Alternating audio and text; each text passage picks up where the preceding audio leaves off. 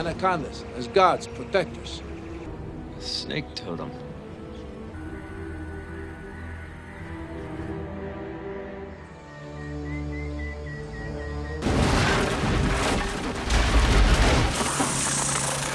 Babies. These snakes. Yeah.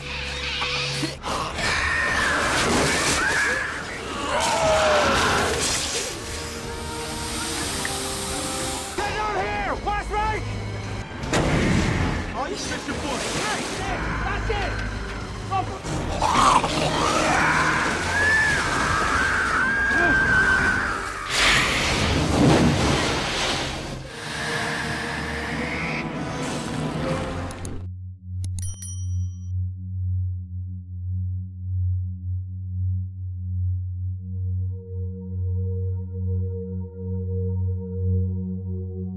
Di pedalaman hutan Amazon, film dibuka dengan adegan seorang pemburu binatang yang ketakutan karena kapalnya diserang sesuatu.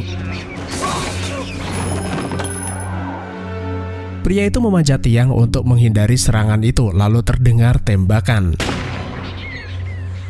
Ia memilih bunuh diri daripada dimangsa hidup-hidup oleh monster tersebut. Sesuai dengan judulnya, monster itu tentunya adalah monster ular raksasa anaconda. Scene kemudian berganti ke sebuah hotel di pedalaman Amazon, Brazil. Seorang wanita bernama Terry kedatangan tamu seorang profesor antropolog bernama Stephen Kale. Terry berkeinginan membuat film dokumenter tentang suku pedalaman Amazon yang hilang, yaitu suku Sirisama atau orang kabut. Stephen sudah menemukan beberapa bukti bahwa suku tersebut memang ada, serta perkiraan lokasi di mana mereka berada. Ia juga berhasil meyakinkan seorang investor untuk mendanai perjalanan mereka.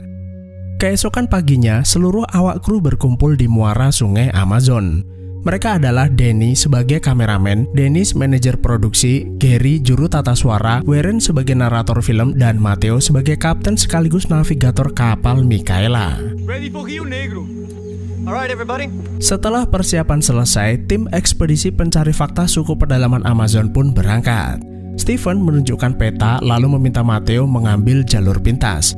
Namun Matteo menolak, ia menyarankan sedikit memutar dengan alasan keamanan. Perlu teman-teman ketahui bahwa sungai Amazon adalah sungai yang sangat panjang dan berkelok-kelok. Sungai tersebut melintasi 6 negara, yaitu Peru, Bolivia, Venezuela, Kolombia, Ekuador, dan Brazil.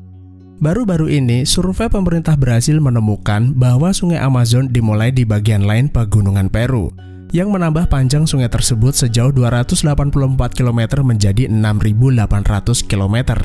Jika benar, maka sungai Amazon akan menjadi sungai terpanjang di dunia, melampaui sungai Nil yang memiliki panjang 6.650 km. Selain berkelok-kelok, sungai tersebut memiliki banyak jalur tembusan yang membingungkan dan bisa membuat siapapun tersesat. Masih banyak misteri yang belum terpecahkan di pedalaman sungai Amazon. Salah satunya adalah suku Sirisama atau orang kabut yang tidak terjamah. Berjam-jam kemudian turun hujan lebat. Lalu terdengar teriakan seorang laki-laki meminta tolong karena perahu miliknya rusak. Para kru menyelamatkannya. Laki-laki itu bernama Paul Saron. Ia meminta diantar ke desa terdekat, namun Stephen menolak. Karena tidak mungkin kapal mereka putar arah hanya untuk mengantarnya. Jadi mau nggak mau Saron ikut perjalanan mereka atau ditinggal. Saron pun setuju dan sebagai gantinya ia akan membantu apa yang bisa ia bantu. Setelah hujan reda, Saron memperlihatkan keahliannya berburu ikan. Para kru terkesan dengan keahliannya memotong ikan lalu bertanya apakah dulunya ia seorang koki. Saron berasal dari Paraguay. Awalnya ia ingin menjadi seorang pendeta. Namun belakangan ia lebih menyukai alam bebas, memutuskan tinggal di pedalaman kemudian menjadi pemburu ular. Selain hobi yang menyenangkan, ia bisa menjual hasil buruannya kepada para kolektor. Warren memberitahu kalau mereka dalam perjalanan menuju suatu tempat untuk membuat film dokumenter tentang suku Indian Sirisama. Saron bertanya apakah maksudnya orang-orang kabut. Ia pernah melihatnya di suatu tempat. Jika mau, Saron bersedia menjadi penunjuk jalan. Malam harinya, seekor Black Panther atau macan kumbang diam-diam mendekati kapal. Tiba-tiba seekor ular raksasa menyerang, membelit kemudian memangsanya tanpa ada satu orang pun di sana menyaksikan kejadian tersebut. Just around this bend.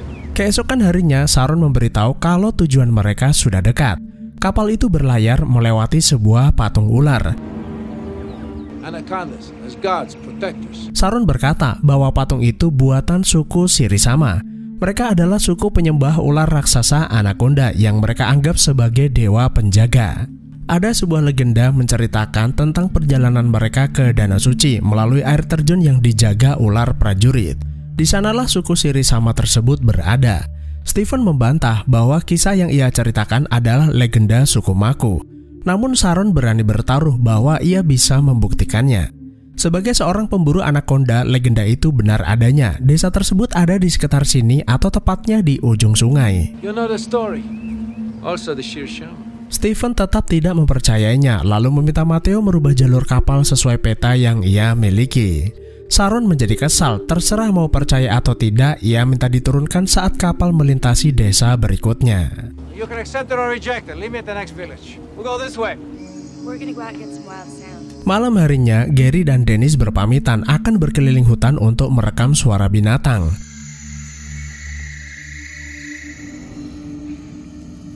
Namun, tanpa mereka sadari, ada seekor babi hutan mengendap-endap lalu menyerang mereka. Beruntung, Sharon diam-diam mengikuti mereka lalu menembak babi tersebut. Sharon memperingatkan tidak seharusnya mereka tuh berkeliaran malam-malam di tengah hutan karena banyak binatang buas di pedalaman ini. Perjalanan dilanjutkan, lalu sampailah mereka ke suatu tempat yang dipenuhi batang pohon mati. Tiba-tiba baling-baling tersangkut tali jangkar yang membuat kapal berhenti. Mau gak mau, tali itu harus dipotong agar mereka bisa melanjutkan perjalanan. Sharon menawarkan diri, sungai ini sangat berbahaya dan bisa membunuhnya dalam hitungan detik. Namun Stephen tidak butuh bantuannya, ia bisa melakukannya sendiri dan tidak ingin berhutang budi kepada Sharon. Nah, saat Stephen memotong tali, ia tidak menyadari di dalam selang oksigennya ada seekor tawon beracun menyusup lalu menyengatnya. Stephen naik ke permukaan, ia meronta-ronta. Orang-orang pun segera mengeluarkannya dari air. Stephen terlihat kesulitan bernafas. Sharon pun melakukan tindakan darurat dengan melubangi leher Stephen. Lalu ia mengeluarkan tawon dari dalam mulutnya agar ia bisa kembali bernafas.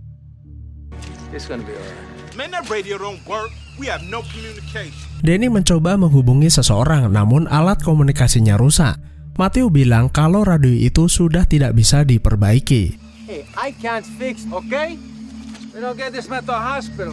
Sharon menyarankan agar Stephen segera dibawa ke rumah sakit, jika tidak lukanya bisa saja bertambah parah. Sebaiknya kapal berbalik arah melewati jalur yang ia sarankan sebelumnya. Jarak tempuhnya jauh lebih dekat dan mereka bisa menghemat 2 hari perjalanan. Akhirnya mereka pun kembali berlayar melalui jalur sungai di mana terdapat patung-patung ular. Namun perjalanan mereka terhenti karena terdapat penghalang di sana. Sharon berkata, sepertinya dinding kayu itu belum lama dibuat. Mau nggak mau, dinding itu harus diledakkan dengan dinamit agar mereka bisa melalui jalur tersebut. Awalnya Terry nggak setuju, jalur itu ditutup pasti ada alasannya. Namun ia tidak memiliki pilihan lain, yang penting mereka bisa segera sampai ke desa terdekat.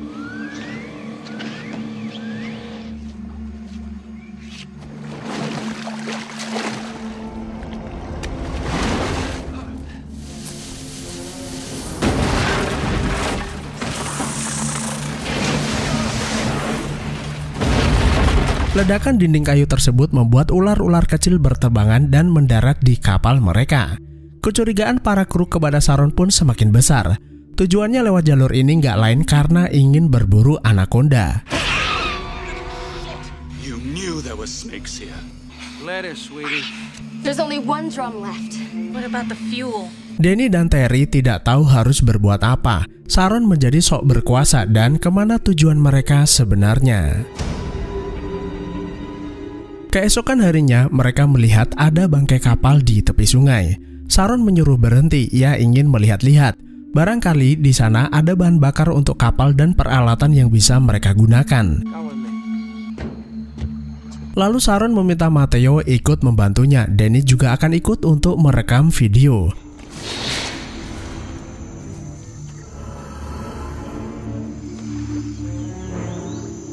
Nah, di dalam kapal terdapat potongan gambar berita keberhasilan tim pemburu ular.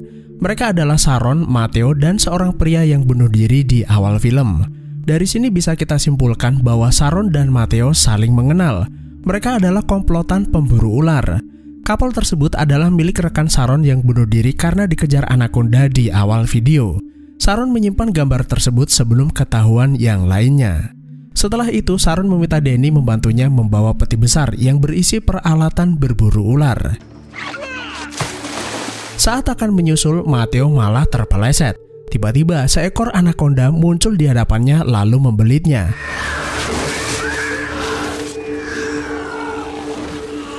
Tidak ada yang bisa Matteo lakukan. Ular itu terlalu kuat lalu memangsanya hidup-hidup. Mateo! Where's Mateo? Saron, go with him. I'm going back. Sampai di kapal Michaela, Terry bertanya, "Di mana Matteo?" Danny kembali ke sana, namun Matteo hilang entah kemana. Sharon menduga Matteo telah dimangsa anaconda. Ular monster itu memiliki sensor panas dan mudah menemukannya saat berada di dalam air. Sharon kemudian membentangkan kulit anaconda yang ia ambil dari dalam peti. Kulit itu menunjukkan seberapa besar ukuran ular anaconda yang memangsa Matteo. Is snakes out there this big? Anaconda skin. What the hell is this? Something like this. It's made a meal. Right there, Captain. What? Anaconda sebesar itu berumur 34 tahun, bahkan bisa lebih besar. Namun Terry nggak percaya mereka akan bermalam di sini. Jika Matteo tidak juga kembali, maka perjalanan akan dilanjutkan tanpa dirinya. That's a good idea. Anacondas are a perfect killing machine. Gary? It's out there, isn't it? Malam harinya hujan lebat. Gary minum-minum dengan Sharon. Gary bertanya apakah anaconda itu benar-benar nyata. Sharon mengiyakan, bahkan jika ular itu bisa ditangkap hidup-hidup mungkin harganya $1 juta. Maybe $1 million, Gary.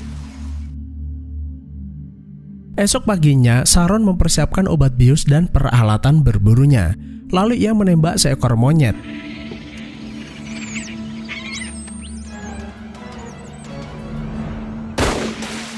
Can't catch anacondas without bait. Monyet itu akan ia gunakan sebagai umpan untuk menangkap anaconda. Tentu saja para kru keberatan mendengar perkataannya. Not on my boat. Oh my god. Namun tidak dengan Gary dan Warren. Ia memilih ikut berburu karena bisa mendapat uang banyak. You speak for everybody? Lagi pula, film dokumenter ini dipastikan akan gagal. Mereka lebih baik mendokumentasikan Sharon saat menangkap anaconda, pasti jauh lebih menguntungkan.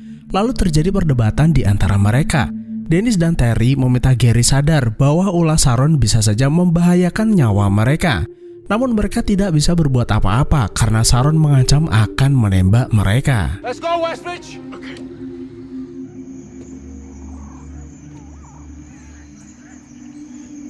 Malam harinya, rencana perburuan dimulai. Sharon mempersiapkan mesin pancing yang sudah diberi umpan. Gary berjaga dengan senjatanya jika ada yang berani menggagalkan rencana Sharon.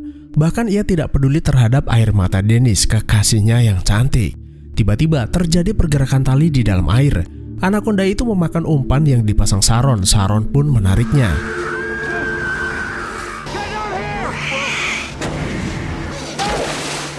Namun ular raksasa itu terlalu kuat. Just let it go. Ekornya menyangkut kaki Dennis dan Sharon. Ular itu pun terbebas dari jeratan tali. Anaconda itu menghampiri Terry, menyerangnya. Lalu Sharon menembaknya dengan obat bius, namun tidak cukup kuat. Ekor anaconda tanpa sengaja mengenai kaki Dennis yang membuatnya tercebur. Gary pun langsung loncat ke sungai untuk menolongnya. Dennis berhasil selamat, namun sayang sebelum Gary kembali ke kapal, ular itu menangkapnya.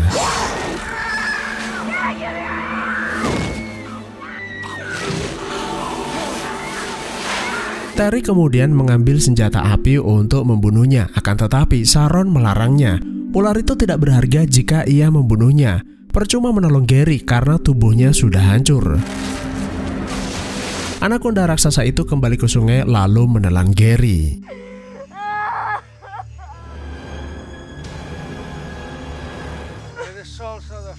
Depart. Rest in peace. Amen. Tengah malam, Terry menemui Sharon yang mencoba merayunya agar perhatiannya teralihkan. Saat lengah, Danny dan Warren masuk kemudian menyerangnya. Begundal tua itu akhirnya tidak berkutik setelah diikat. Di ruang kemudi, Terry menemukan koran berita miliknya. Ia curiga sejak awal mereka tuh sudah dijebak untuk ikut perburuan ini, karena di dalam foto tersebut ada Matteo bersamanya menangkap ular. Sebelum kapal berangkat, Matteo sengaja mengarahkan kapal ke tempat di mana perahunya rusak yang sebenarnya tuh nggak rusak. Setelah bertemu, diam-diam mereka merencanakan perburuan. Matteo sengaja merusak radio agar mereka tuh tidak bisa menghubungi siapapun. Secara kebetulan Stephen terluka, lalu mengarahkan mereka ke jalur sungai di mana ia akan berburu, dengan alasan jalur tersebut lebih cepat menuju rumah sakit. Sharon kemudian memperingatkan Terry bahwa anaconda bisa menyerang mereka kapan saja, dan mereka tidak akan selamat tanpa bantuannya. Sementara itu, kondisi Stephen perlahan-lahan mulai membaik. Tentunya Terry tidak perlu khawatir dan buru-buru harus pergi ke rumah sakit. Mereka kembali melanjutkan perjalanan. Terlihat semakin banyak patung ular di kanan kiri sungai. Lalu di hadapan mereka terdapat air terjun persis seperti legenda yang pernah diceritakan Sharon sebelumnya, yang artinya keberadaan orang kabut yang mereka cari semakin dekat. Tiba-tiba kapal menabrak bebatuan yang membuat mereka terjebak dan tidak bisa bergerak. Mereka harus mengikat kapal ke batang pohon menggunakan tali agar bisa menariknya mundur. Saat Terry, Danny, dan Warren melakukannya, diam-diam Dennis mendatangi Sharon sambil membawa pisau. Ia ingin membalas dendam atas kematian Gary. Namun begundal tua itu sangat sigap. Ia mematahkan leher Dennis dengan kakinya lalu menceburkannya ke dalam sungai.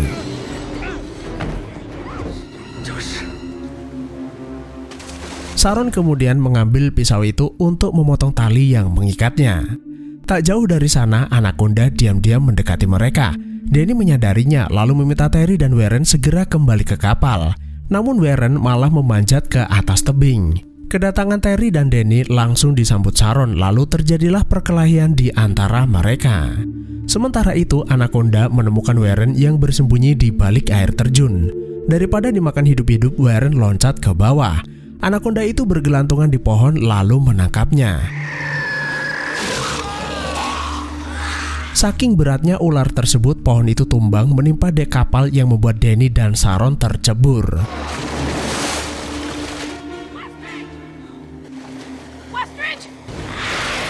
Ular raksasa itu kembali lalu membelit Danny.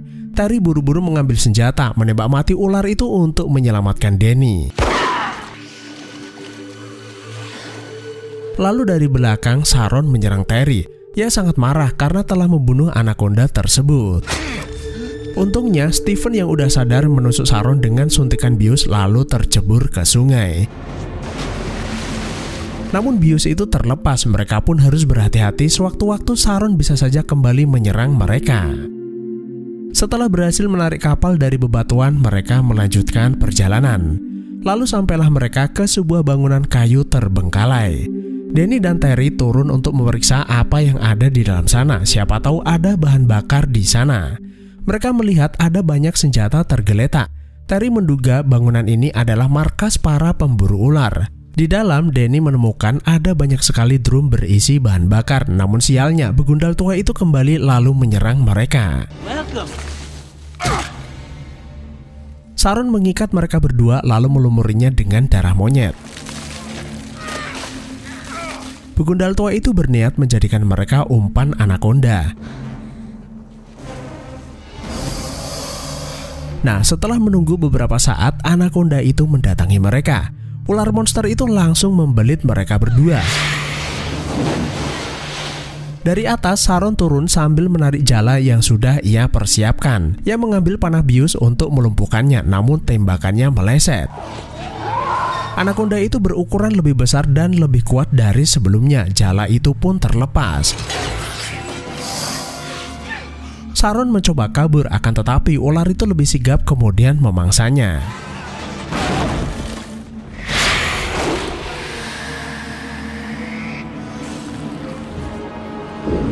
Anaconda bukanlah tipe ular yang gampang puas.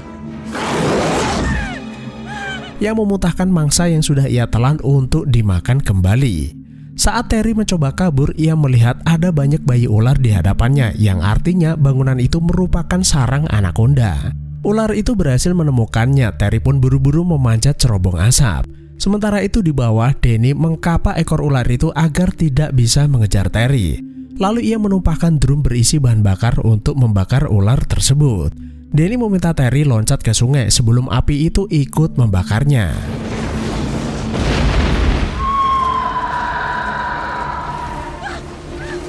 Meskipun sekujur tubuh ular itu terbakar, namun anaconda adalah ular terkuat di bumi. Ia masuk ke dalam sungai, api itu berhenti membakarnya lalu mendatangi Terry. Sebelum ular itu memangsanya, Danny membantainya dan akhirnya ular itu pun mati. Setelah itu mereka mengambil bahan bakar kemudian melanjutkan perjalanan. Sampai di ujung jalur sungai muncul suku pedalaman dari balik kabut. Stephen berkata benar apa yang dikatakan Sharon, bahwa desa suku Sirisama berada di ujung jalur sungai ini. Danny mengambil kameranya untuk melanjutkan film dokumenter yang mereka buat dan akhirnya film pun selesai. Itulah alur film Anaconda. Terima kasih udah menonton, sehat selalu buat kalian dan sampai jumpa di next video.